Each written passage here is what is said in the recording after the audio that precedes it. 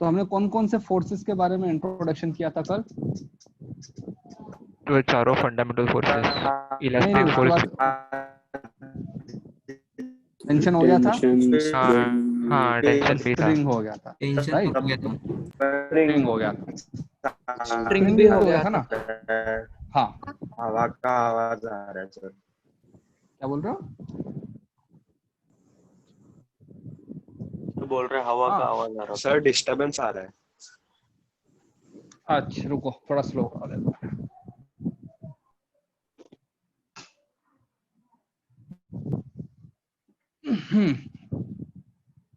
तो आज हम एक फोर्स और पढ़ते हैं जिसको हम बोलते हैं नॉर्मल फोर्स। ठीक है? कभी तुमने एक वर्ड सुना है, tangent and normal to the curve? Yes sir. क्या होता है नॉर्मल? 90 डिग्री पे रहता है। 90 डिग्री पे, राइट? जैसे कोई तुम्हारे पास में कर्व है, जैसे सपोज इसी की बात कर लें, ये कोई कर्व है, तो what is the meaning of tangent? A line which touches the surface at one point only. तो ये जो लाइन होती है, ठीक है, इसको क्या बोलते हैं? टेंजेंट। अगर मैं बोलूं कि what is the normal at this point, तो नॉर्मल का मतलब होता है ये, इसका एंगल कितना बन रहा है? 90 डिग्री। तो नॉर्मल का मतलब होता है डायरेक्शन, एक ऐसी डायरेक्शन नॉर्मल जहां पे एंगल तुम्हारा 90 डिग्री बन रहा है। एंड नॉर्मल फोर्स के बारे में अगर हम कुछ देखें तो देखते हैं अभी। फोर्स अप्लाइड बाय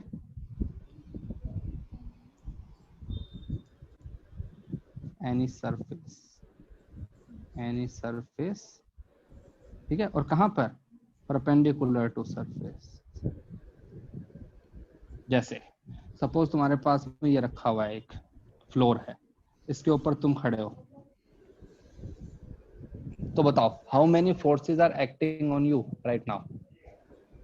2 एक तो भैया अपना एमजी फोर्स लग रहा टू है, फोर्सेस, लग है रहा ना? है। और हाँ, भाई एक तो नॉर्मल फोर्स और ग्रेविटेशनल फोर्स। ये तो लग रहा है, ये तो हमारे पास में एमजी फोर्स लग गया बिकॉज ऑफ अर्थ।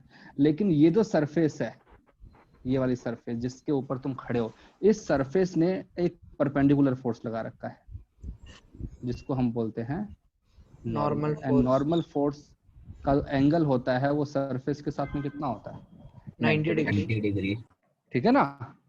तो any surface applies a force which is perpendicular to the surface and, ठीक है, तो उसको बोलते हैं नॉर्मल फोर्स। अब इसके बारे में कुछ क्वालिटीज हैं जो कि विल सी। पहला होता है सेल्फ एडजस्टिंग फोर्स होता है। ये तुमको चाहिए तो ही लगता है और अगर नहीं चाहिए तो नहीं लगता है। सपोज तुम खड़े हो, ठीक है, तो तुम्हारे पाँव पे स्ट्रेस आता है ना? क्यों? क्योंकि सरफेस ने तुम्हारे ऊपर फोर्स लगा रखा है। अगर तुमने अपने हाथ में कोई हैवी सामान ले लिया तो पाँव पे लगने वाला प्रेशर क्या होता है? इंक्रीज होता है, डिक्रीज होता है, कांस्टेंट रहता है? इंक्रीज होता है। Increase, because force is self adjusting. अगर तुम्हारे कहते सिर के ऊपर एक फ्रेंड को और बिठा दिया तो तुम्हारे पाँव पे जो प्रेशर लगने वाला है वो कम होगा, बढ़ जाएगा? बढ़ जाएगा। It will increase. बढ़ेगा। Okay, so we are saying that it is self adjusting force. जितना तुमको रिक्वायरमेंट है उतना लगेगा। अगर ग्रेविटी को मैं एकदम के लिए हटा दूं, there is no gravity at all, तो क्या सरफेस तुम्हारे पाँव पे प्रेशर का लगाएगा? नो। नहीं, ठीक है ना? जब तुम लिफ्ट के अंदर आते हो, अगर लिफ्ट और नीचे की तरफ आती है, हल्का फील होता है ना थोड़ा, because the normal force is less. तो this is self adjusting force. और इसको ये भी बोल सकते हो कि ये कॉन्टैक्ट फोर्स है।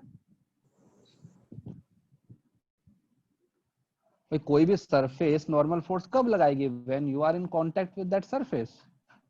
सो कांटेक्ट इज मस्ट, है ना? ओके, तो ये हमारे पास में एक ये होता है। फिर हमारे पास में एक आता है फ्रिक्शन। क्या होता है फ्रिक्शन फोर्स?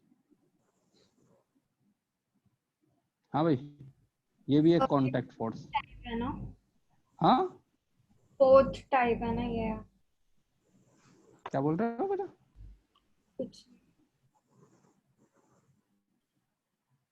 सर उसने बोला फोर्थ टाइप का फोर्स है ना। फोर्थ टाइप का नहीं, वही नो सर, मतलब वो फोर्स। सीरियल नंबरिंग में बात कर रहे हैं। अरे अब कहते हो सीरियल नंबर डालना छोड़ दो, मतलब ठीक है डालो कि नॉर्मल फोर्स ये होता है, फ्रिक्शन फोर्स ये होता है, ठीक है। Friction is also a contact force, you has to be in contact with the surface. जैसे ये एक ब्लॉक है, इसके ऊपर ये चीज स्लिप कर रही है, सपोज ये यहाँ की तरफ जा रहा है, इसको स्लाइड करवाना है ना, स्लाइडिंग। तो बताओ इस सरफेस पे फ्रिक्शन फोर्स कहाँ की तरफ लग रहा है? इस ब्लॉक पे, बैकवर्ड, ठीक है, यहाँ की तरफ फ्रिक्शन। तो ये भी एक फोर्स है, force applied by surface along surface, ठीक है। तो सरफेस हमारे पास में दो टाइप के फोर्स लगाती है। तो any surface can apply two forces. जैसे ये एक ब्लॉक रखा हुआ है, तो पहला फोर्स तो आता है सरफेस के अलोंग, ठीक है, तो इसको हम बोलते हैं फ्रिक्शन। एक आता है सरफेस के परपेंडिकुलर, इसको हम क्या बोलते हैं? नॉर्मल। अगर पूछे कि what is the resultant force applied by the surface, तो क्या करोगे? इन दोनों का vector addition, because both the forces हाँ आर अप्लाइड बाय सरफेस, ठीक है। हाँ सर। ये दोनों ही, चाहे वो फ्रिक्शन फोर्स हो या नॉर्मल फोर्स हो, both are electromagnetic, electromagnetic force. भाई कोई भी चीज को स्लिप कराना मुश्किल क्यों होता है? क्योंकि वो एक सरफेस के ऊपर फिक्स हो जाती है, बॉन्डिंग हो जाती है एटम्स के बीच में, तो उसको स्लाइड करवाना मुश्किल होता है। तो ये सारे के सारे तुम्हारे पास में इलेक्ट्रोमैग्नेटिक फोर्स के ही एग्जांपल। अब इन सारे फोर्सेस को मिला के, जैसे कि we use gravitation, tension, normal, friction. अगर उसने लिखा हुआ है कि surface is rough, then you have to use that friction. And if someone says that okay the surface is smooth, smooth का मतलब होता है कि friction will not be there. तो ये सारे जो फोर्स है in NLM, Newton laws of motion, हम इन्हीं फोर्सेस को जनरली काम में लेते हैं। बाकी न्यूक्लियर व्हीकलियर फोर्स हमारे इसमें काम में नहीं आते, वो एटॉमिक लेवल पे जब जाएंगे तो हमारे काम में आते हैं, ठीक है। तो ओके, सबसे पहली चीज सर एक इस मिनट चैप्टर, ऊपर का लिखिए।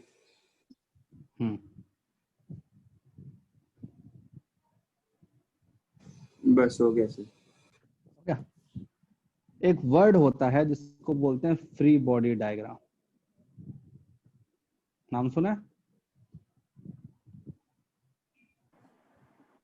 किसने यस, सुना? सुना था। रिप्रेजेंटेशन करते हैं हम लोग। हाँ प्रेजेंटेशन करते हैं बॉडी का पूरा फ्री ओके, देखो इसका मतलब क्या होता है फ्री। देखो तो स्टेप 1 सबसे पहले क्या करना है? Free the body, okay.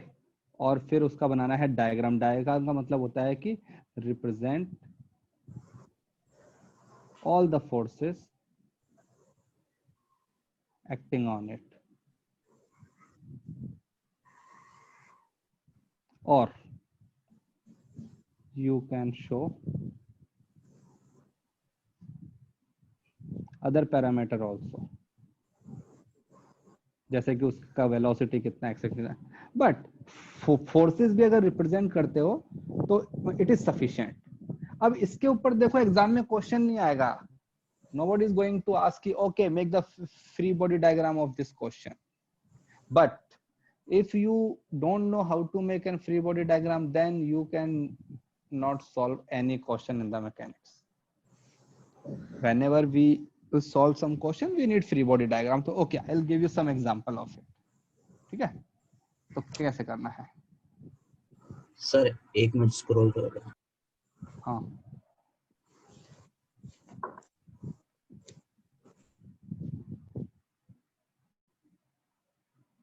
हो गया?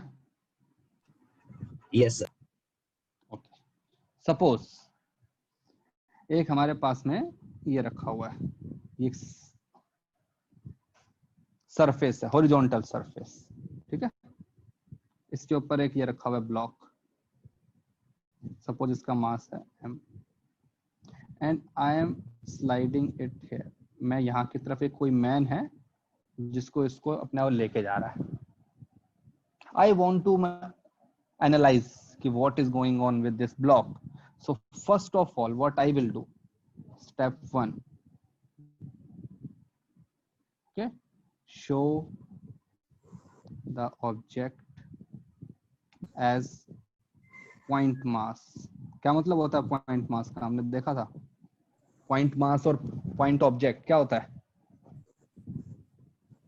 बताओ। किसी एक पॉइंट पर मास लगना। यस, तो इस पूरे सिस्टम को I can represent like this कि ओके, कि this whole thing is this.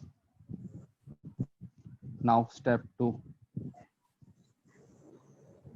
Show all force acting on it. See, acting on it, जो इसके ऊपर लग रहे हैं, in polar form, polar vector form. क्या मतलब होता है पोलर वेक्टर फॉर्म का? एक हेडर In एक terms टेल होता है सीधा। In term arrow, it has Right. One head one tail, या हेड एंड टेल वाला ना। अब बताओ इसके ऊपर कितने फोर्स लग रहे हैं? तो हमने पहले में एक्सिस, हमने इसके ऊपर एक्सिस बना ली, ये हमने बना लिया वर्टिकल एक्सिस, ये हमने बना लिया हॉरिजॉन्टल एक्सिस, या डॉटेड डॉटेड। अब मैं फोर्स को रिप्रेजेंट कर रहा हूँ। एक फोर्स यहाँ लगा रहा है जो कि हमारे इस वाले मैन ने लगाया, सपोज इसने लगाया F, जिसको हमने बोल दिया मैं external force, because I am the external man, so what ever force I am applying is my external force. Okay, और कौन सा फोर्स लग रहा है? mg भी लग रहा है। यस, mg भी लग रहा है। so, कहाँ पे लगता है mg? डाउनवर्ड। और भी ये लग लो, ये हमारे Normal. पास में लग रहा है नॉर्मल। ये तो सरफेस है, ये कहाँ की तरफ फोर्स लगाएगी? ऊपर की तरफ, रहा है। है ना, Yes. ऊपर की तरफ। तो ये लो, ये हमने बना दिया नॉर्मल। और अगर तुमको दिया हुआ है कि सरफेस कैसा है, रफ है, तो फ्रिक्शन फोर्स भी लगेगा। और अगर दिया हुआ है the surface is smooth, then there is no need of friction. तो सपोज यहाँ पे मैंने बोला हुआ है कि सरफेस कैसा है, रफ सरफेस है, तो फ्रिक्शन फोर्स भी लगेगा। तो फिर हमारे पास फ्रिक्शन फोर्स भी लगेगा। ठीक है, लेफ्ट और साइड फ्रिक्शन फोर्स कहाँ लगता है? सरफेस के बैक अपोजिट साइड। अपोजिट है। ये हमारे पास हो गया फ्रिक्शन फोर्स। तो this is free body diagram of that object. I have represented all the force acting on that block. So this is how we make free body diagram. Okay. ठीक है, Okay. जैसे चलो अपने और बनाते हैं। ये तो हमको बहुत सारे बनाने, जितने बनाओ उतने कम है। 2 ही सेट है। 2 ही सेट है मतलब? हाँ, इतना स्टेप देखो, ये तो स्टेप 2 है, ये सिर्फ यहाँ तक है कि how to make the free body diagram. अब इस फ्री बॉडी डायग्राम में करना क्या है, that will we do in the after 2 lectures. फिर मैं लिखूंगा step 3, right the equation of an laws of motion, force equal to mass into acceleration. ठीक है, तो अभी ये 2 स्टेप हैं, ये स्टेप में आगे और स्टेप में लेके ऐड होते जाएंगे। भैया अभी तुम में से किसी ने पूछा ही नहीं कि सर फ्री बॉडी डायग्राम बनाया फिर क्या करें, इसका यूज क्या है? पूछना चाहिए था ना, सर फ्री बॉडी डायग्राम क्यों बनाया? क्यों बना है? वेक्टर एडिशन इजी करेंगे। वेक्टर एडिशन थोड़ी करना हमको, we have to analyse the motion. Net force निकालने के लिए। हाँ यस, भाई मैं सारे फोर्सेस को रिप्रेजेंट करूंगा, then I will find out the resultant force and then I will calculate कि पार्टिकल कहाँ जाएगा, कितना जाएगा, एक्सेलरेशन क्या होगा, वेलोसिटी क्या होगा, डिस्प्लेसमेंट क्या होगा। तो पहले फोर्स तो पता होना चाहिए कि फोर्स कितना है। ठीक है, चलो और बनाते हैं। सपोज हमारे पास एक सरफेस है, यहाँ पे ये रखा हुआ है, वेज रखा हुआ, ठीक है, ये एंगल सपोज थीटा है। इसके ऊपर एक ब्लॉक रखा हुआ है एम, इसका मास है एम। अब मैं तुमको लिख रहा हूँ draw F B D. F B D मतलब क्या है, free body diagram, body diagram. Mass M. चलो लिखो, बताओ इसके ऊपर कितना फोर्स। हाँ स्मूथ की रफ, सरफेस क्या बोल रहे हो बेटा? सरफेस स्मूथ है या रफ है? रफ, रफ भाई, अगर मान लो सरफेस रफ नहीं है तो भी उसके ऊपर फ्रिक्शन लगा दो, कह देंगे फ्रिक्शन का वैल्यू 0 है। ठीक है ना? Yes sir. तो चलो और इसका एफबीडी बनाओ।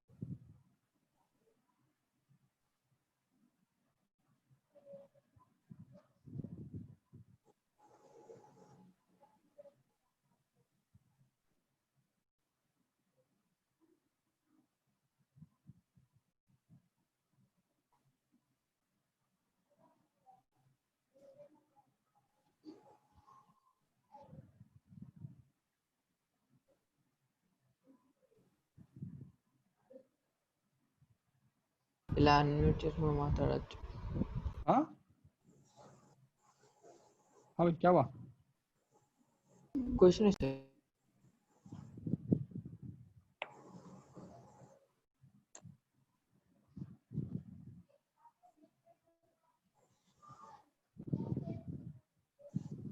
सर नॉर्मल फोर्स हमेशा परपेंडिकुलर रहेगा। ओके, मीनिंग क्या होता है बेटा नॉर्मल का? मैंने क्या बताया था? हाँ सर, मतलब मीनिंग ऑफ नॉर्मल प्लेन के साथ परपेंडिकुलर। परपेंडिकुलर ना। Yes, okay. अब सपोज इसका मास भी है एम मास है, कैपिटल एम मास है, इसका भी एफबीडी बनाना है, वेज का भी। सर क्या था वो क्या? जो आपने अभी बोला था ना, किसका ये तो ओके, ये जो इंक्लाइन प्लेन होता है ना, इसको हम बोलते हैं वेज। ठीक है, क्या स्लेज? छोड़ दो एक बार, नहीं छोड़ दो, चलो ठीक है, इसको अलग से बताता हूँ फिर पूरा। बस उसका एफबीडी बना दो स्मॉल एम का। ठीक है।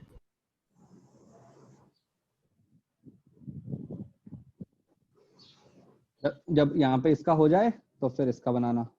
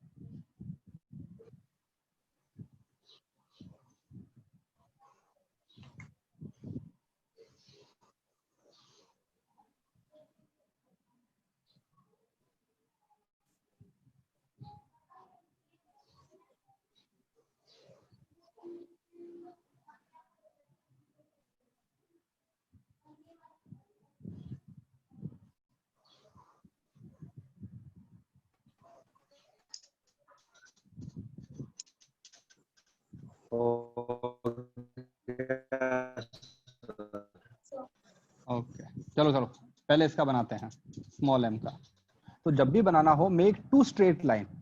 ओके भाई हमारे एक्स वाई एक्सिस होते हैं ना जैसे, तो एक लाइन हमने ये बना दी डॉट डॉट ये वाली, ठीक है। एक लाइन हमने ऐसे बना दी इसके यहाँ पे परपेंडिकुलर, और ये हमने बना दिया मास, ये हमारे पास में ऑब्जेक्ट।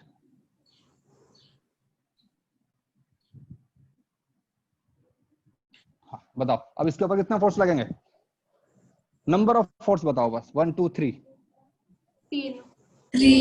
3 सबसे पहले जो ऑब्वियस फोर्स होते हैं कि वो तो हैं ही यूनिवर्सल, तो एक तो mg फोर्स लगा दिया। mg force is always vertically downward because gravity acts always vertically downward. Okay फिर अब अगर सरफेस की बात करते हैं, surface will apply force in two direction, one is perpendicular, yes ये लो, तो ये इसने लगा दिया नॉर्मल, और एक लगाएगा फ्रिक्शन फ्रिक्शनल ऑपोजिट फ्रिक्शन। ठीक अच्छा बस इतने फोर्स ही लग रहे हैं।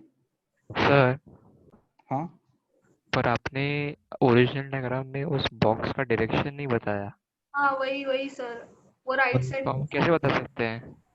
हाँ ओके नहीं एक बात बताओ, अगर वो ब्लॉक वहां पे रखा ही हुआ है हाँ तो बताओ ऑब्वियस तो है कि वो कहाँ नीचे का, गिरेगा, हाँ है हाँ ना। वही। और देखो पर बता भी नहीं सकते ना कि वो नहीं नहीं कोई। नहीं wait wait wait listen to me, friction जो है सपोज वो ब्लॉक ऊपर जा रहा है तो फ्रिक्शन का डायरेक्शन कहाँ पे आ जाएगा, डाउनवर्ड आ जाएगा ना। हाँ सपोज मैंने फोर्स को कैलकुलेट किया और फोर्स का वैल्यू आ गया -2, इसका मतलब क्या हुआ, लग रहा है पर नेगेटिव मतलब डायरेक्शन में। नेगेटिव। तो जो इसका जो वेक्टर मैंने ऊपर बनाया वो वेक्टर कहाँ बन जाएगा, नीचे बन जाएगा। हाँ हाँ तो ठीक है बनने दो भाई। अगर मैं किसी फोर्स को ऐसे लिखूं, यहाँ की तरफ मैं उसको लिखूं -2 newton, this is as good as यहाँ की तरफ 2 न्यूटन।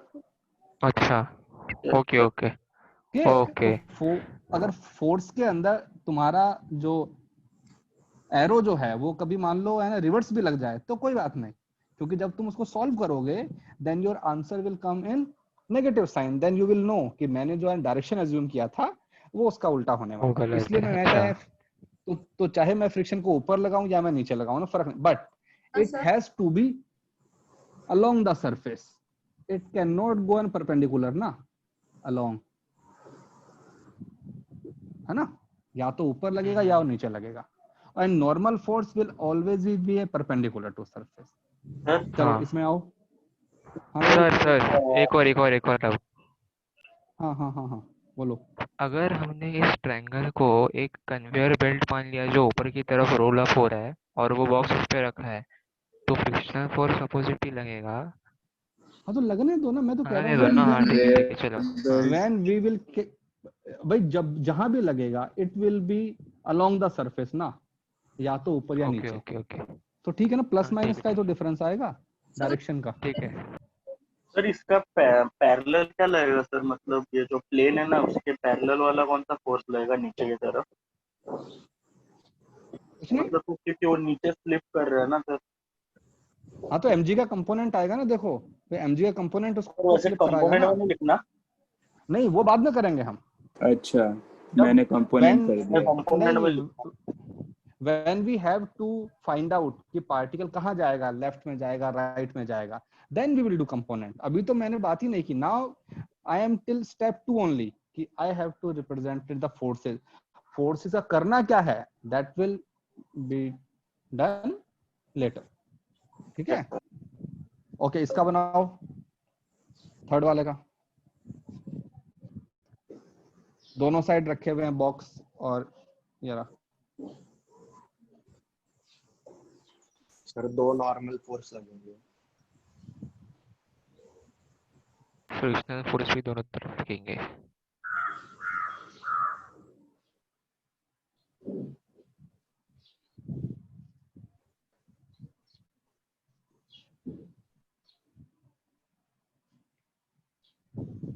हाँ बताओ कितने फोर्स लग रहे हैं, हाउ मेनी फोर्सेस।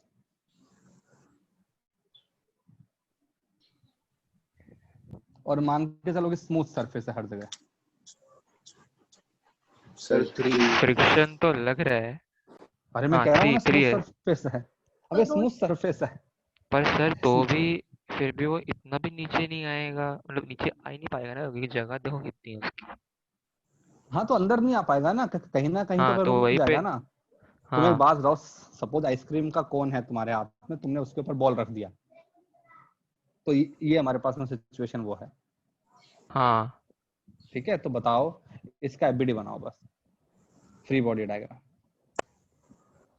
तो देखो अगर मैं इसी के अंदर बनाऊं तो एक तो mg फोर्स लगता है यहाँ पर, हाँ ठीक है, एक ये तो सरफेस है, ये यहाँ से लगाएगी नॉर्मल।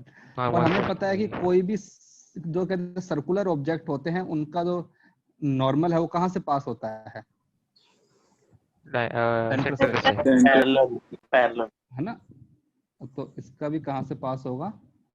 यहाँ से n2। सपोज इसने n1 लगाया, इसने n2। तो अगर मैं उसका एबीडी बनाना चाहूँ तो मैं ऐसे बना दूंगा कि ये एक पॉइंट है, इसमें यहाँ की तरफ mg, यहाँ की तरफ क्या लग रहा था n1, और यहाँ की तरफ n2।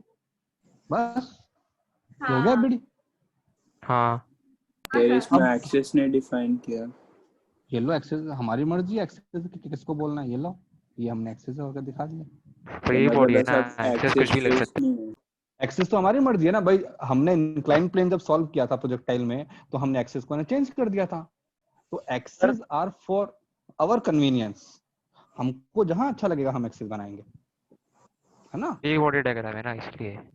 यस, हमारी मर्जी है ना एक्स वाई जेड किसको बोलना है। भाई हमने जब ग्राउंड टू ग्राउंड किया था तो हमने ग्राउंड को एक्स एक्सिस अपने एज्यूम किया था, but when we did the incline yes sir, plane वाला projectile, then we shifted our axis. हमने प्लेन को। यस, तो that is completely my choice. Okay fine. हाँ sir. Yes sir. Yes sir. हाँ रुको, अभी तुमको एक दो क्वेश्चन और देता हूँ।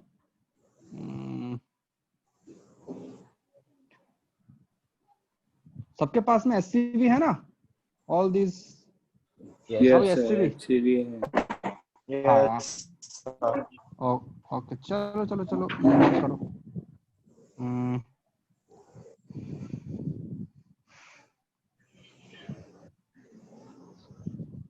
सब ये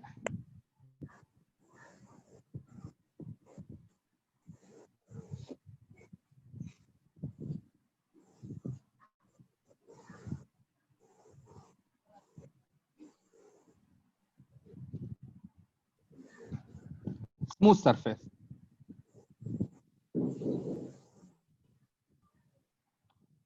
ओके एबीडी बनाओ सबके, ये इनके बीच में स्ट्रिंग है, ये स्ट्रिंग। ठीक है, चलो बनाओ एफबीडी। M1 M2 M3 के एफबीडी बनाने।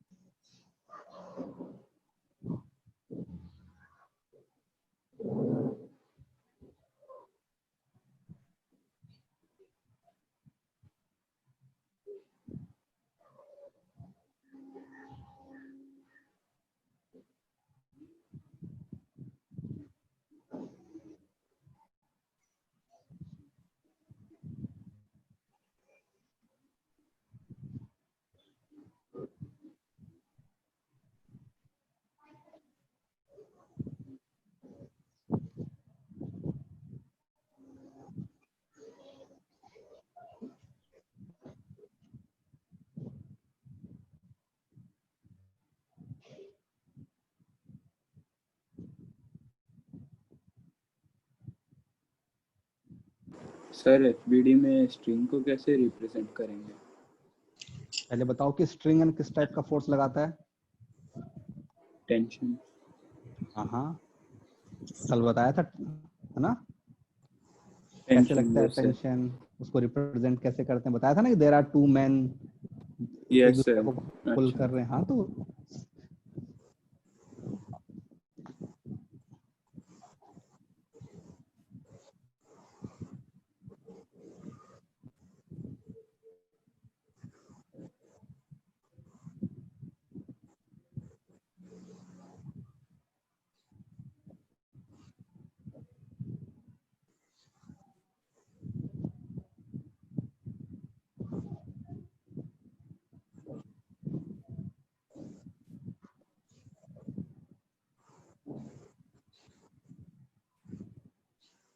सर इसमें हर एक के लिए अलग अलग रहेगा ना फ्रिक्शन हाँ फोर्स? हाँ भाई देखो हमने क्या बोला, अरे स्मूथ लिखा हुआ है ना, फ्रिक्शन तो होगा ही नहीं। हाँ सर, मैं फ्रिक्शन नहीं, मतलब फोर्स जो लग रहा है।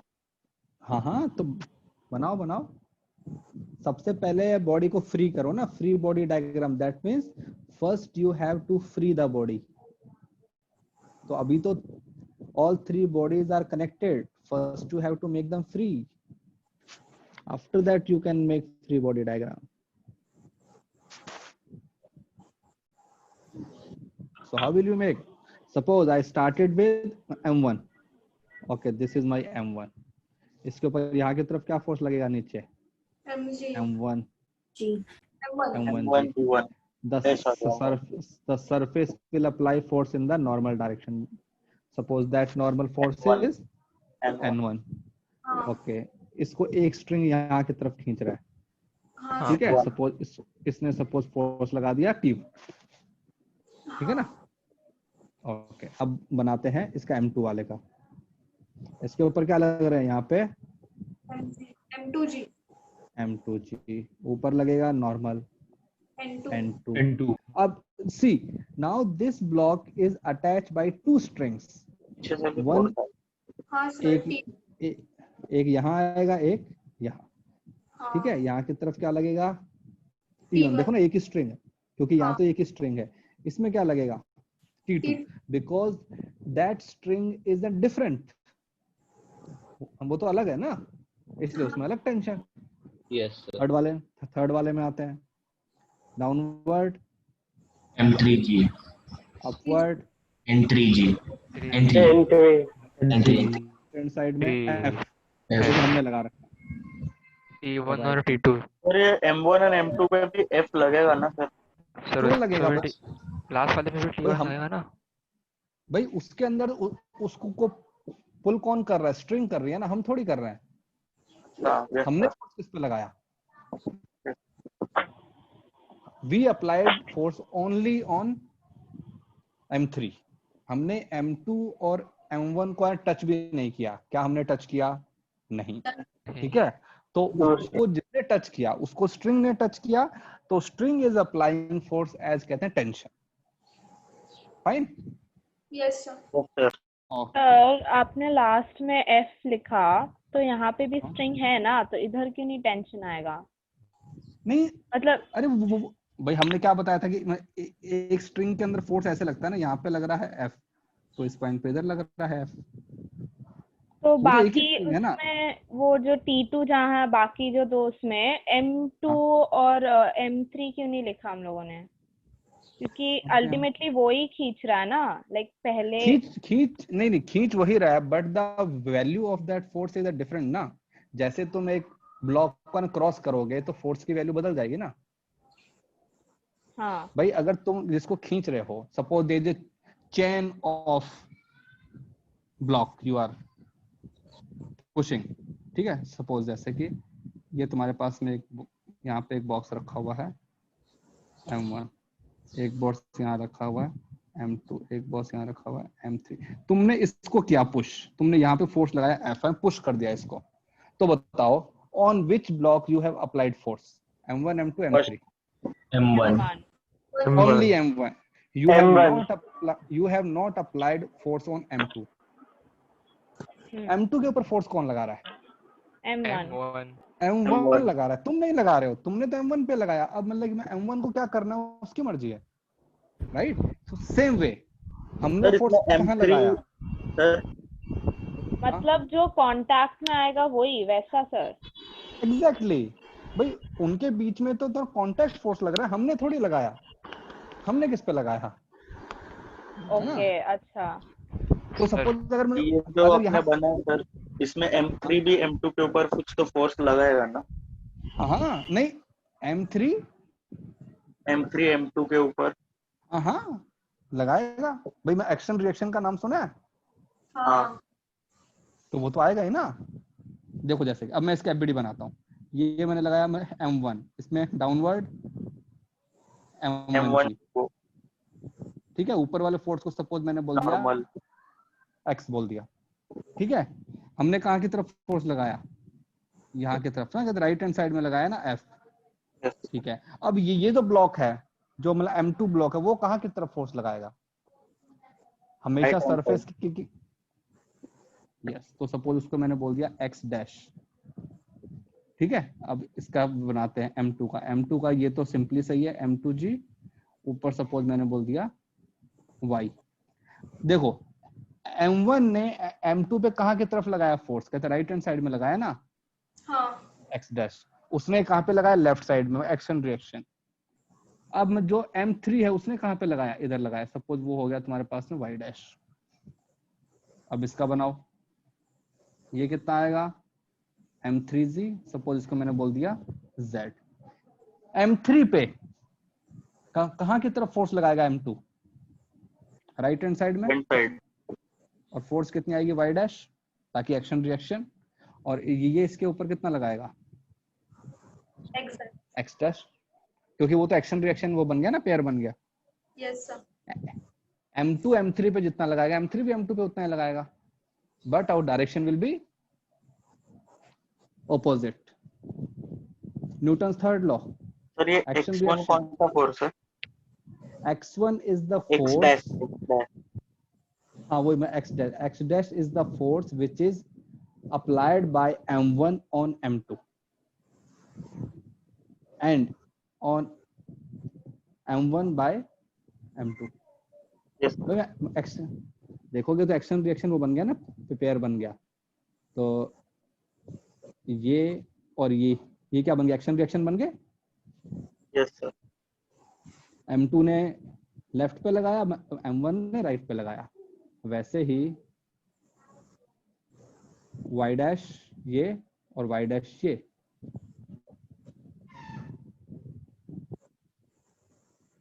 सर यस एक सेकेंड, इसने इस पे लगाया। सर हाँ सर सर सर हाँ सर बोलो बोलो। वापस समझा, ये एक्शन रिएक्शन नहीं समझा। हाँ सर, ये चलो। वाला एक्स वाला पार्ट चलो नहीं समझा। छोड़ दो एक बार के लिए। सर मेरा ऊपर ठीक है? वाले क्वेश्चन में, आपके ऊपर वाले एग्जांपल में एक डाउट है छोड़ो, मतलब Yes. एक्शन रिएक्शन अभी तुमको मतलब कि सर। बताएंगे, उसके बाद में बताते हैं फिर एक्शन रिएक्शन। सर फिर ये नहीं करना है ये वाला। हाँ हाँ, एक्शन रिएक्शन अभी छोड़ दो। फिर अगर तुमको प्रॉब्लम हो रहा है तो then we can do it later ना। सर अभी इस एग्जांपल में लास्ट बॉक्स पर आपने लेफ्ट साइड में नहीं नहीं, T2 एक छोड़ दो मिनट, छोड़ दो छोड़ दो उसको। T1 भी लग रहा होगा ना? हाँ T1 प्लस T2 क्यों नहीं लिखा लेफ्ट साइड पे लास्ट सी वाले डायग्राम में? सी वाले में बताओ, M3 से कौन सा रोप अटैच है? जो M2 को अटैच है। M2. बस, तो इसके अंदर कौन कौन फोर्स फोर्स एड अप नहीं लगाएंगे? होगा? फोर्स एड अप अरे नहीं होगा? अरे एडअप क्यों होगा यार? मतलब क्या उसने लगाया उसके ऊपर? नहीं देखो, एडअप होगा सब्ट्रैक्ट होगा वो आगे की बातें हैं। मैं कह रहा हूँ कि अभी उसके ऊपर कौन लगा रहा है? क्या मैंने उनका रोप मैग्नीट्यूड ही लिखा? लगा रहा है। नहीं, I haven't specified the magnitude. मैंने सिर्फ ये बोला कि कौन सी रोप लगा रही है, ठीक है। उसका वैल्यू कम आएगा, ज्यादा आएगा, एडिशन आएगा, सब दैट इज वे बियॉन्ड, वो आगे की बातें हैं। पहले डायग्राम तो बनाए, उसका रिजल्टेंट तो बाद में निकालेंगे। दोनों में T1 क्यों आया, अलग क्यों नहीं आया? बेटा कल हमने एक चीज देखी थी ना कि अगर एक ही स्ट्रिंग होता है तो एक ही फोर्स आता है। सर पर फोर्स तो एक्सटर्नल एक दूसरे साइड पे लग रहे हैं। हाँ तो ये तो एक ही स्ट्रिंग है ना पूरी, तो एक स्ट्रिंग में तो एक ही फोर्स होएगा। इसमें अलग अलग क्यों होगा? कि क्या इनके बीच में कुछ आया?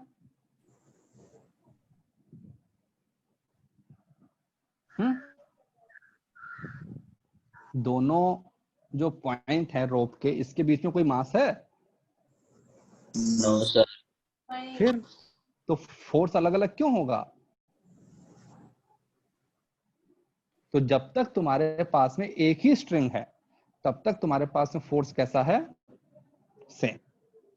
अगर बीच में कोई मास आ गया तो फोर्स तुम्हारा चेंज हो जाएगा, जैसे यहाँ पे चेंज हो गया ना, क्योंकि हमारे पास में अलग अलग। हाँ सर एक डाउट है, आपने वो एफ क्यों ऐड किया? अरे वो तो हमने लगाया ना, एफ तो एक्सटर्नल। सर लेकिन वो स्ट्रिंग के लेना है F। अरे वो हमने उसको को पकड़ के खींचा हुआ है, अच्छा वैसा, ओके सर। तो ये मेरी वैल्यू है, ये मेरी वैल्यू है एफ एक्सटर्नल। मैंने इतना फोर्स लगा के उसको पुल किया है, तो ये लो ना, एफ एक्सटर्नल कहाँ पे लग रहा होगा? M3 पे, राइट हैंड साइड में, बिकॉज आई एम पुलेंगे।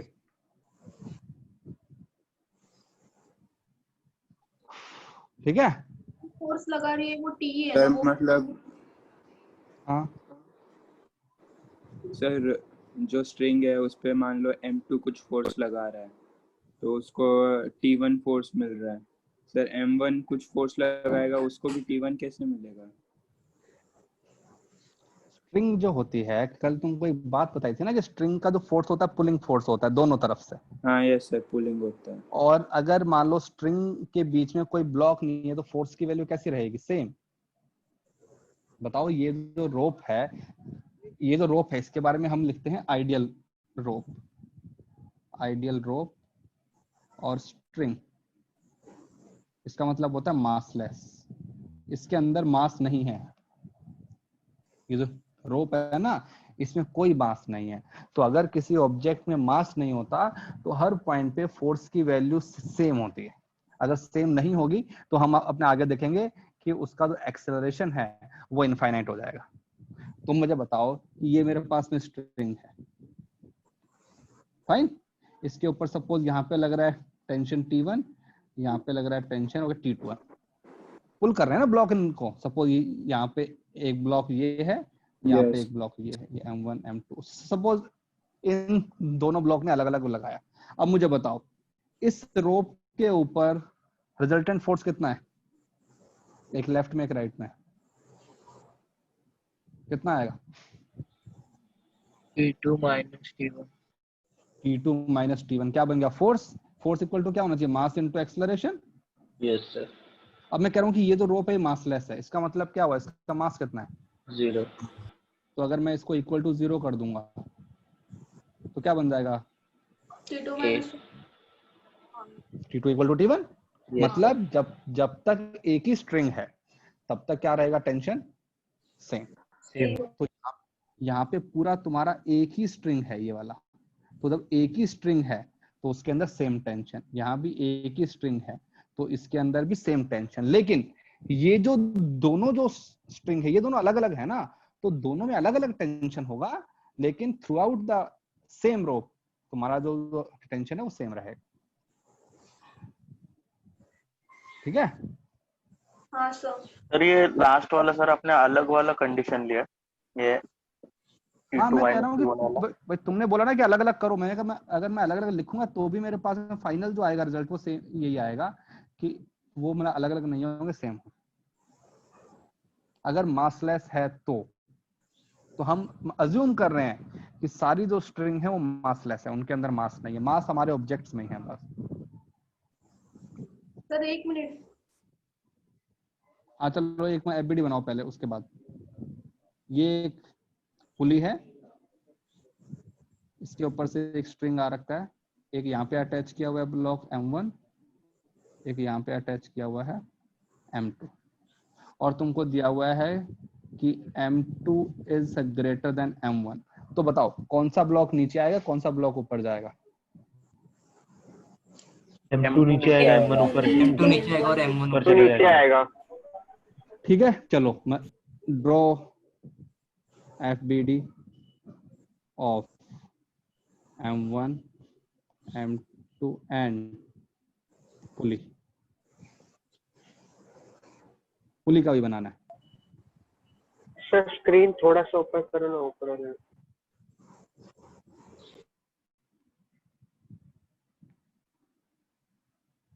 सर नीचे वाले में कौन सा ज्यादा हेवी है? सर M2 M2 क्या बड़ा है? अच्छा हाँ। Yes sir. M2 is heavier ना, सो इट हाँ, will go down. Yes sir. तो हमको FBD बनाने हैं। हो गया, ऊपर वाला हो गया। हो गया, ओके। और सब कुछ दिया हुआ है कि rope and pulley are massless.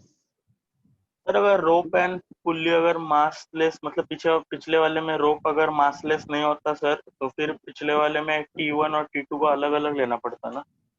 Yes. तो अभी के लिए भाई देखो, हर चीज स्लोली स्लोली करते हैं ना। पहले तुमको सिखाएंगे कि सारी सरफेस स्मूथ है, उसके बाद में बताएंगे नहीं सरफेस पे फ्रिक्शन हो सकता है। तो अभी के लिए ये करना है कि स्ट्रिंग मासलेस है। जब हमारा चैप्टर खत्म होने वाला होगा तो मैं बताऊंगा नहीं स्ट्रिंग में भी मास है। ठीक है, तो स्लोली स्लोली।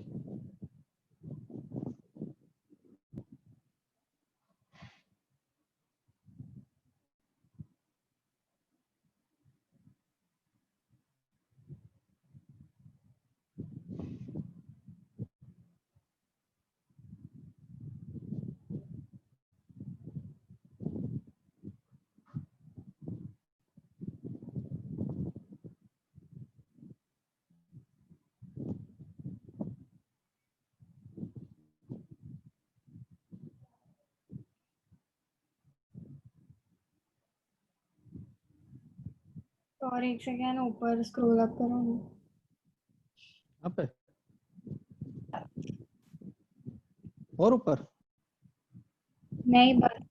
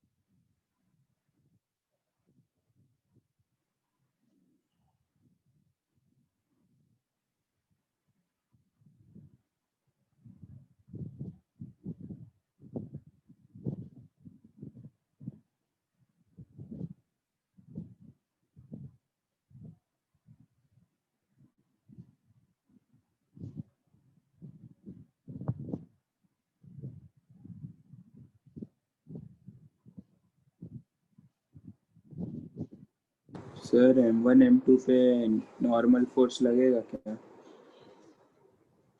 पहले बताओ कि ऐड हो जाएगा ना सर। नॉर्मल फोर्स और लगाता कौन है। अच्छा सर, सर नहीं फेस इनको तो लगता है मैं तो लगेगा ही नहीं। इनको तो मैं हवा में टांगा हुआ है। तो तो टेंशन भी नहीं सर लगेगा। बेटा क्यों नहीं लगेगा, टेंशन रस्सी से लगेगा बांधा हुआ ना। है तो। अगर किसी टेंशन चीज को लगेगा। मैंने स्ट्रिंग से अटैच किया हुआ है तो क्या स्ट्रिंग उसके ऊपर फोर्स नहीं लगाएगी। हाँ और तुमको पता होना चाहिए स्ट्रिंग फोर्स कैसा होता है। Pulling, string always pools.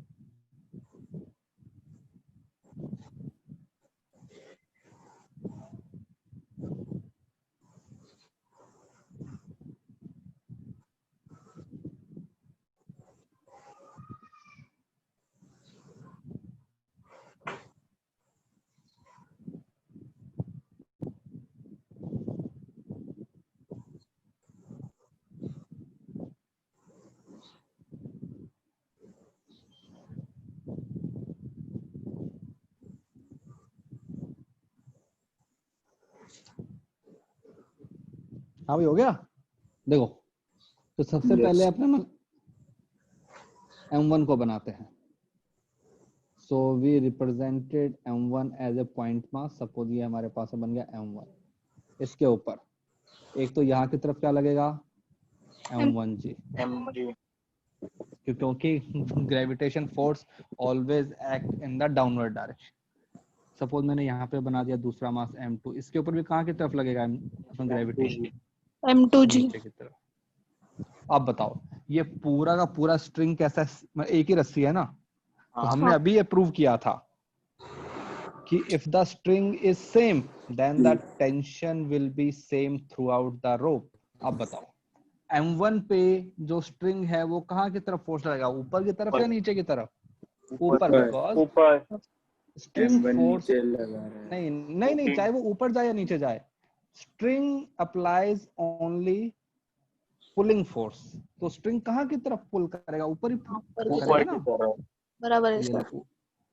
Okay, अब यहाँ पे M2 की बात करते हैं। M2 पे स्ट्रिंग कहाँ की तरफ लगा हुआ है, ऊपर की तरफ। तो स्ट्रिंग कहाँ की तरफ फोर्स लगाएगा, नीचे की तरफ। नीचे कैसे बेटे बात बताओ। अगर स्ट्रिंग, एक सेकंड, अरे सुनो, अगर स्ट्रिंग नीचे की तरफ फोर्स लगाएगा, अबे मैं किसी ने कुछ बोला है उसको बता रहा हूँ। अगर स्ट्रिंग नीचे की तरफ फोर्स लगा रही है तो स्ट्रिंग ब्लॉक को पुल कर रही है, पुश कर रही है? पुश। लेकिन हमने क्या बोला, स्ट्रिंग कैन ऑलवेज पुल। हाँ, ऊपर ही लगेगा। ये इनके एफबीडी बन गए दोनों, बस इनके, इसके अलावा तो कोई फोर्स है ही नहीं। क्योंकि अगर किसी पुली पे होगा ना फोर्स। हाँ तो रुको ना, पहले इन दोनों की बात तो खत्म करें, ठीक है। अब बात करते हैं पुली की। तो ये मेरे पास में पुली है, ये है ना पुली। सर पर अगर M2 M1 से ज्यादा है तो वो एरो थोड़ा बड़ा होना चाहिए ना। अरे तो ठीक है, एरो को बड़ा कर दे यार, ये सब सिंबॉलिक है, मतलब है ना। मतलब हमेशा इतना थोड़ी ध्यान देंगे। अब तुमको कहते हैं टेंशन का भी नहीं पता, टेंशन mg से कम है कि ज्यादा है, ठीक है ना। जो अपने कैलकुलेशन में आएगा वो आ जाएगा, हमें क्या करना है। सर M1 का टेंशन ज्यादा रहेगा ना। बेटा अभी तो बताया था कि सेम रोप है, सेम रोप के अंदर कहते टेंशन कैसा रहता है, सेम।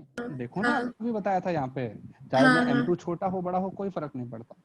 अब इसके ऊपर कौन फोर्स लगा रहा है, इसके ऊपर एक तो ये बांधी हुई है रोप, ये कहाँ की तरफ फोर्स लगाएगी पुली पे, नीचे या ऊपर? नीचे, ऑलवेज पुलिंग। तो अगर मैं ये मैंने बोल दिया पुली है, तो इसके ऊपर यहाँ की तरफ भी क्या लगेगा, T, और इस साइड भी क्या है, एक और है, तो यहाँ पे अपने एक और T। अब एक रोप इसमें ऊपर भी है, तो ये जो रोप है ये कहाँ की तरफ लगाएगी, इसके ऊपर, नीचे या ऊपर? ऊपर, बिकॉज स्ट्रिंग ऑलवेज पुल्स ऊपर। हाँ सर, mg भी लगेगा ना सर। मैंने क्या दिया हुआ था, मासलेस। अच्छा हाँ, यस। अगर किसी के पास मास ही नहीं है तो उसके ऊपर mg कहाँ से लगेगा सर? वो ठीक है। तो ये सर पर वो M1 ऐड हो जाएगा ना, इफेक्ट नहीं रहेगा क्या? हाँ क्या बोल रहे हो सर? M1 M2 के मास का जो फोर्स है वो उस पे भी आएगा? वो नॉर्मल फोर्स क्यों आएगा? नहीं मुझे बताओ कि पुली पे फोर्स कौन लगा रहा है, मास लगा रहा है? नहीं लगा रहा है ना, स्ट्रिंग लगा रही है ना। हाँ, तो फिर तो हमने स्ट्रिंग का फोर्स तो लिख दिया, जितना भी आएगा। हाँ मास सर। में थोड़ी लगाया। और अगर मान लो पुली के पास में मास होता तो हम पुली पे ग्रेविटेशन फोर्स हम लगाते, लेकिन मैंने पहले से स्पेसिफाई कर दिया है कि पुली जो है वो मासलेस है, there is no mass in the pulley. तो जब मास नहीं है तो उसके ऊपर mg फोर्स नहीं लगेगा। समझा।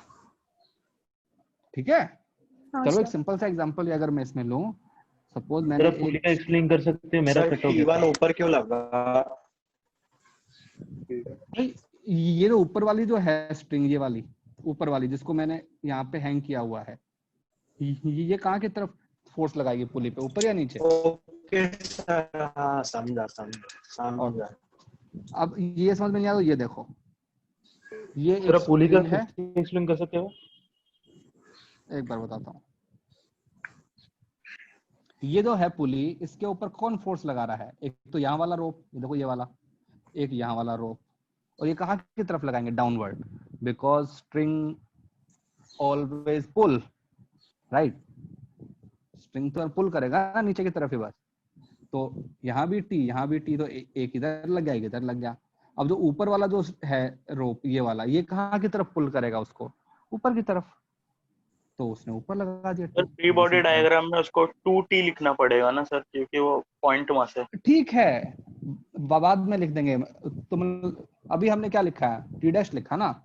नहीं सर, वो नहीं, मतलब जो नीचे लग रहा है उसको टोटल करके 2t लिखना पड़ेगा ना। ठीक है, हो गया ना, 2t हो तो जाएगा अब, t प्लस टी, है ना? अभी हमें रिजल्टेंट नहीं निकाल रहे हैं, मैंने सिर्फ क्या बोला, एफबीडी का मतलब होता है रिप्रेजेंटेशन ऑफ फोर्स। हमें वेक्टर एडिशन अभी थोड़ी लगाना है। क्या हमने यहाँ पे लगाया वेक्टर एडिशन? यहाँ नहीं पे सर। नहीं। तो अभी we are at step 2 only, we have to represent force. अब बताओ, इसकी बात करते हैं। बस हैंग किया हुआ है छत पे, show all the forces on the mass. कितना फोर्स लग रहे हैं? 3 2 2 ओनली 2। तो ये अगर मैं मास लिखता हूँ, इसके ऊपर यहाँ पे क्या लगेगा? mg स्ट्रिंग कहाँ की तरफ फोर्स लगा रहा है? t upwards बस, और हाँ। कोई फोर्स नहीं लग रहा। फाइन। हाँ सर। चलो और बनाओ। अब इस टाइप का क्वेश्चन हमने वेक्टर्स में भी किया था, अगर तुमको याद हो तो। अभी वो क्वेश्चन सेम फिर से करेंगे। सपोज एक हमारे पास में ये है, ठीक है, एक स्ट्रिंग को ऐसे बांधा हुआ है मैंने, यहाँ पे यस मास सर, है। याद आया? Yes sir. और हमने वाला सर कंपोनेंट करने वाला था इसमें कुछ। और हमने यहाँ की तरफ फोर्स लगा रखा है F, ठीक है, इसका मास है m। तो इसके ऊपर एफबीडी बनाओ। सर ये FBD। एकदम स्लैक वायर, एकदम स्ट्रेट है ना वायर? हाँ हाँ यार, मतलब एकदम स्लैग नहीं तो बताओ ना, हवा में कैसे रहेगा मास? गिर नहीं जाएगा हाँ, नीचे, ओके ओके, है ना? मतलब वो इसी पोजीशन में जब हम उसको फोर्स लगाते हैं ना। हाँ बस, एवरीथिंग ओके इज सर हो गया। स्टेशनरी। तो जब एफबीडी बनाओगे तो यहाँ पे क्या लगाओगे? mg, यहाँ पे f, और यहाँ नॉर्मल की तो तरफ दिखेगा टेंशन। स्ट्रिंग है, स्ट्रिंग ऑलवेज पुल्स, ठीक है। चलो, और तुमको मैंने ग्रुप पे एक वो डाला है, और स्क्रॉल yes sir, पूरा booklet lecture 1 to lecture 8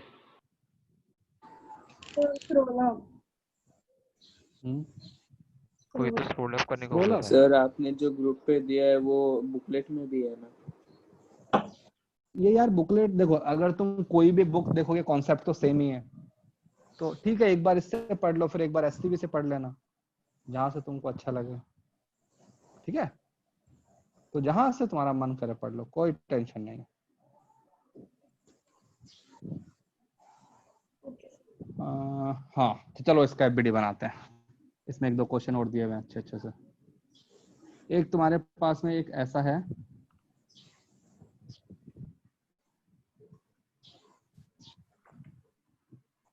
veg, ये यहाँ पे मासलेस पुली याद रखना।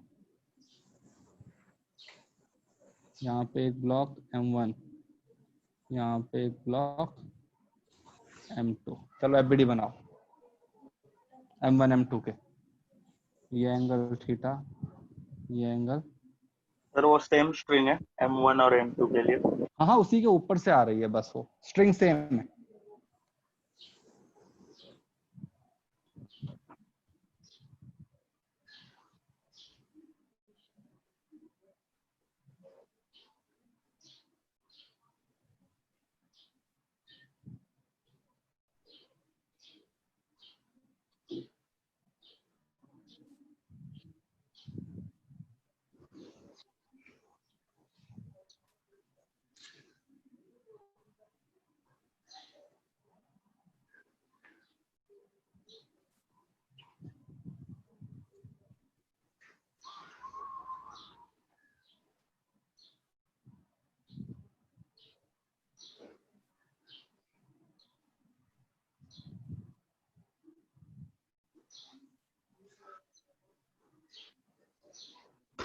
पुली का भी निकालना है। हाँ पुली का भी और निकाल दो यार, बट याद रखना पुली मासलेस है। सर बन गया। बन गया? सर थीटा का तो यूज ही नहीं है यार। इसका सर एंगल का तो एफबीडी में यूज ही हाँ नहीं है हाँ अभी। हाँ हाँ बेटा, एंगल का यूज आएगा, अगले चैप्टर में आएगा। ये सारे डायग्राम जो है ना, ये फिर से बनवाऊंगा और नेक्स्ट लेक्चर में। प्रैक्टिस है। जब हम Done, sir. फोर्स के कंपोनेंट करेंगे, जब फोर्स के कंपोनेंट करेंगे तो इन्हीं जो डायग्राम के अंदर कंपोनेंट करवाऊंगा। तो step now we are doing till step 2, when the step 3 comes, तब तुम्हारे पास में अल्फा और कहते थीटा काम में आएंगे ना। देखो हमने एक्सिस ये बना दिए। सर आपने भी क्या किया, मैं डिस्कनेक्ट हो गया था। हाँ ये लो, आपने भी क्या करवाया, मैं डिस्कनेक्ट हो गया था। क्वेश्चन सॉल्व करते हैं। अच्छा अरे इसका एफबीडी, इसका ये एफबीडी डायग्राम है बताओ। सर। इसके ऊपर यहाँ पे हाँ, क्या हाँ। लगेगा, mg m1g, यहाँ पर t और यहाँ पर नॉर्मल लगेगी। n1 सपोज, क्योंकि यहाँ पे एक और नॉर्मल आएगा ना, इसलिए हमको अलग अलग उसको नाम लिखना पड़ेगा। उसका एफबीडी बनाए तो पहले हमने एक्सिस बना दिया, एक ये बना दिया, एक ये बना दिया। इसके ऊपर यहाँ पर जी सर स्मूथ सरफेस है ना। हाँ नॉर्मल N2 n2, और इस पे कहाँ लगेगा टेंशन, ऊपर या नीचे? ऊपर ऊपर ऊपर बिकॉज टेंशन इज पुलिंग। हाँ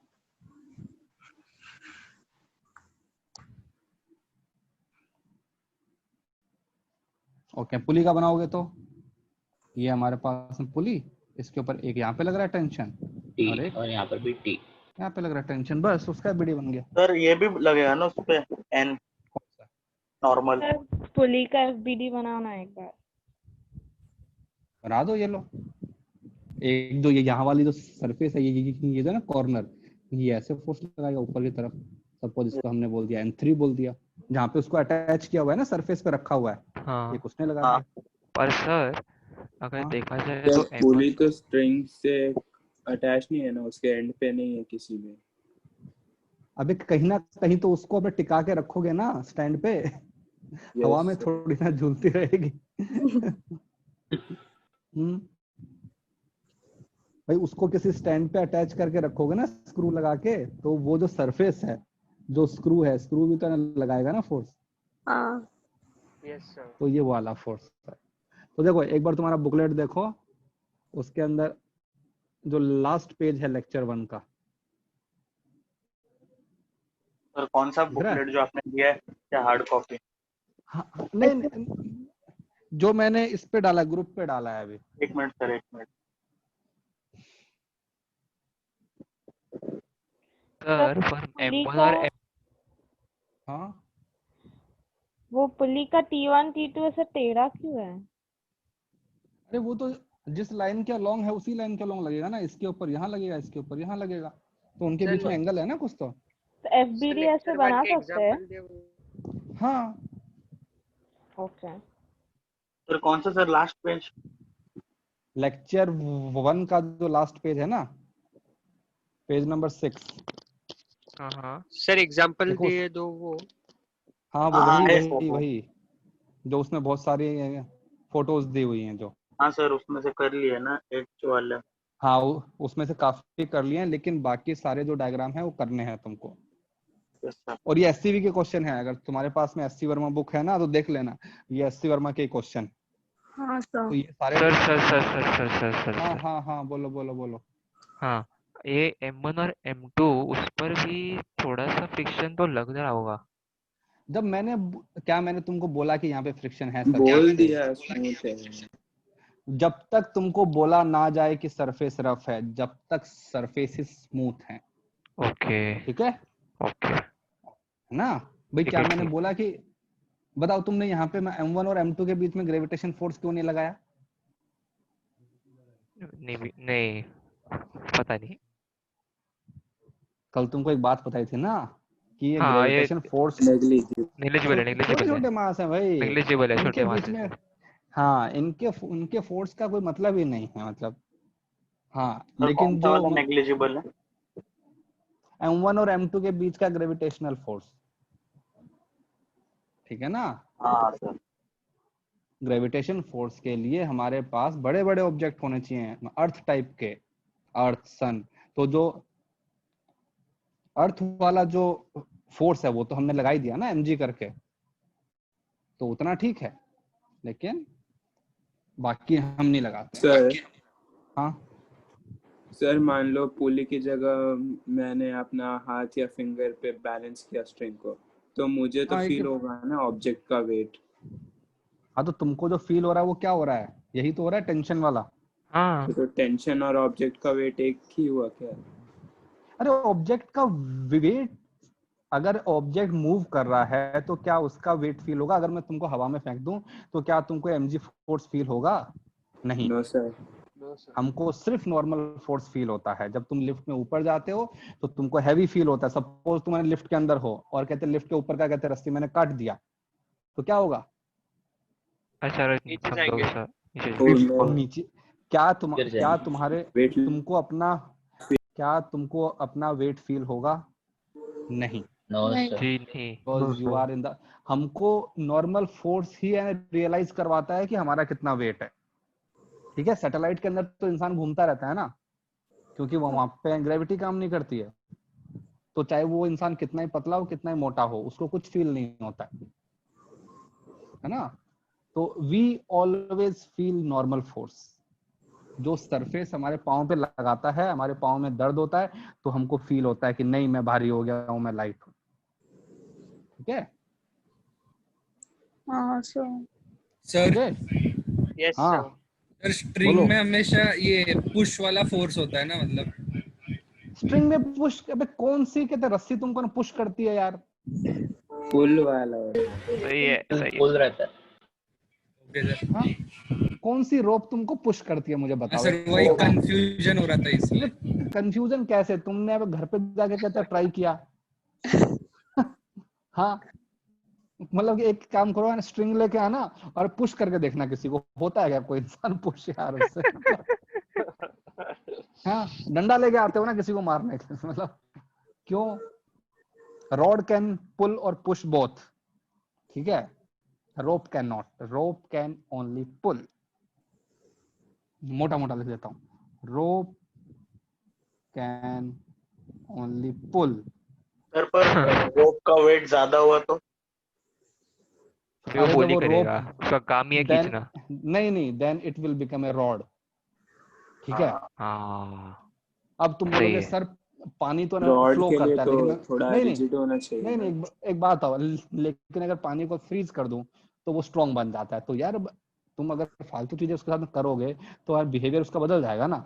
सपोज बराबर है। सपोज तुमने वाटर को एक नाइफ की शेप में वो कर दिया, उसको फ्रीज कर दिया, अब तुम किसी को उसको मारोगे तो इंसान मर जाएगा ना। ये लेकिन अगर तुम पानी का गिलास लेके पानी फेंक के मारोगे तो इंसान नहीं मरता है ना। अब तुमको सर ऐसा कैसे हो गया? वो भी पानी है ये भी पानी है, तो उस पानी ने तो मार दिया, इस पानी ने नहीं मारा यार, मतलब होली हाँ, है। मतलब रोप को मोटा कर दोगे तो यार फिर उसकी जो है फिजिकल जो कह दो कि प्रॉपर्टीज हैं वो चेंज हो गई ना। हाँ yes sir, thank you sir. Behaviour भी अलग है। सही चलो बात है। जाओ उसकी एबीडी बना के लाना सारे, ठीक हाय है? Sir, thank you sir. Okay sir bye sir, bye thank you sir, sir. Thank you sir. Bye sir, thank you sir. Bye, bye sir. Bye Thank you, sir. sir. Bye bye sir. Bye sir. Bye. कहाँ गई और madam कहाँ गई भाई? हाँ